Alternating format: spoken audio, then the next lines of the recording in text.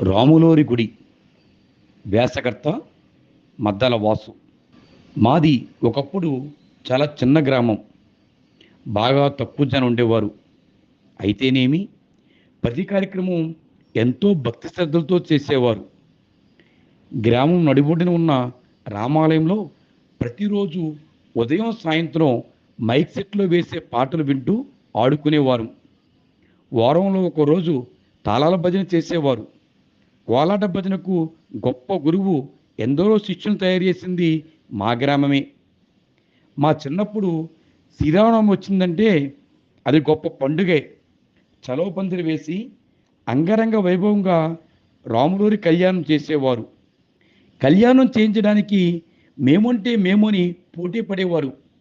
ఆ సంవత్సరం కళ్యాణం చేస్తున్న వారిని గ్రామంలో పెద్దలు పిన్నలు వారి ఇంటికి వెళ్ళి సన్నాయి మేళంతో గుడికి తీసుకొచ్చేవారు.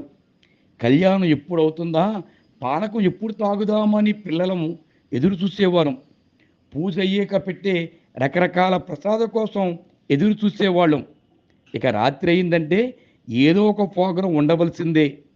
బుర్ర కథ, హరికథ, డ్రామా, భజన ఇలాంటి ఆధ్యాత్మిక కార్యక్రమాలు ఉండేవి. వాటిని చూడడానికి జనంతో మా రామాలయం సెంటర్ కిక్కిరిసిపోయేది.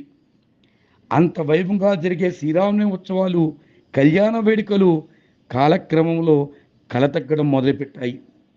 ఎంతకాలంకు శ్రీరామనవమి పూజ చేసేవారయ్యే కరువయ్యారు. గ్రామ పెద్దలు కూడా పానకం పోయటమే మా బాధ్యత అనుకున్నారు. రాముని కళ్యాణం మాటే మర్చిపోయారు. చివరకు గుడిలో దీపం పెట్టేవారు కూడా కరువయ్యారు. అందరూ మర్చిపోతేనేమి, ఆయన కొందరిని తట్టి లేపి తన సేవకుగా ఏర్పాటు చేసుకోలేడా?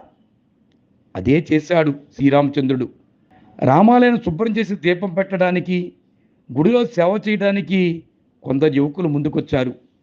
అదేవిధంగా గుడిలో ప్రతిరోజు చోకాలు చదివి పాటలు పాడాలి అనిపించింది కొందరికి. అలాగే గుడికి భద్రత కల్పించాలని చెప్పేసి మరొకరికి, మైక్ సెట్ పెట్టించాలని ఇంకొకరికి, ఇలా శ్రీరామ కళ్యాణం చేయించాలని ఇంకొకరికి అనిపించింది. అనేక మంది యువకులకు వారందరికీ తోడుగా నిలవాలనిపించింది. ఇవన్నీ మనకు మనంగా చేసినవి కాదు. భగవంతుని మీద భక్తి ఉన్న వారిని కొందరిని ఆయన సేవకులుగా రమ్మని రామయ్య ఏర్పాటు చేసుకున్నాడు. ఇప్పుడు అక్కడ నిత్య దీప నైవేద్యాలు, పూజలు జరుగుతున్నాయి. ప్రతి ఏకాదశికి మహిళ విష్ణు సహస్రనామం పారాయణ చేస్తున్నారు. ప్రతి సంవత్సరం భక్తి పూర్వకంగా శ్రీరాముని కళ్యాణం జరుగుతుంది. అఖండ అన్న ప్రసాదాలు ఏర్పాటు చేస్తున్నారు. శ్రీరామనవమి సందర్భంగా పచ్చని పందిరిలో నుంచి రామాలయం వెళ్ళి దర్శనం చేసుకుంటుంటే పెళ్లి పీటల మీద కూర్చోవడానికి సీతారాములను తయారు చేస్తున్న దృశ్యం నాకు చాలా ఆనందం కలిగింది. ఒక పక్క నుండి భజంత్రులు వినిపిస్తున్నాయి. కళ్యాణం చేయించుకున్న వారి ఇంటి నుండి సీతమ్మ వారి మంగళసూత్రాలు, పెళ్లి సామాన్లతో పెద్ద ఎత్తున కళ్యాణకు తరలి వస్తున్నారు. ఆలయం దగ్గర భక్తులు కూర్చోవడానికి యువకులు కుర్చీలు వేస్తున్నారు. శ్రీరాముడు సీతమ్మ వారి కళ్యాణం కనిపించేలాగా సాధారణ భక్తుని వలె నేను కూడా ఒక పక్కగా కూర్చున్నాను. కళ్యాణం మొదలైంది. ఒకవైపున సీతమ్మ వారి కట్టబోయే మంగళసూత్రం కళ్ళకు అద్దుకుంటున్నారు భక్తులు. మరోవైపున పానకాలు కలపడానికి నలుపుతున్న బెల్లం మిరియాలు సువాసనలు మరోవైపు. ఏదో తెలియని ఆనందంతో కళ్యాణం తిలకించాను. గుడిలోకి వెళ్ళి వధూవరులను దర్శించుకుని కళ్యాణ చింతలు నెత్తి మీద వేసుకుంటే ఎవరో పెద్ద అంటున్న మాటలు నాకు వినిపించాయి.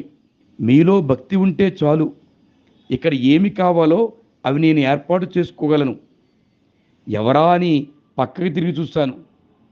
అక్కడ ఎవ్వరూ లేరు. తిరిగి రాములోరి విగ్రహాన్ని చూస్తుంటే ఆయన నన్ను చూసి సిరుమందహాసం చేస్తుంటే అనిపించింది. అదే ఆలోచనతో ఇంటికి చేరి భోజనం చేసి నడుము వాల్చిన నాకు నా చిన్ననాటి స్మృతులు కళ్ళ ముందు కదిలాయి. మేము పొందిన ఆధ్యాత్మిక అనుభూతులు గ్రామంలో మళ్ళీ తిరిగి పొందబోతున్నారు అనే ఆలోచన నాకు ఏదో తెలియని ఆనందాన్ని కలిగించింది.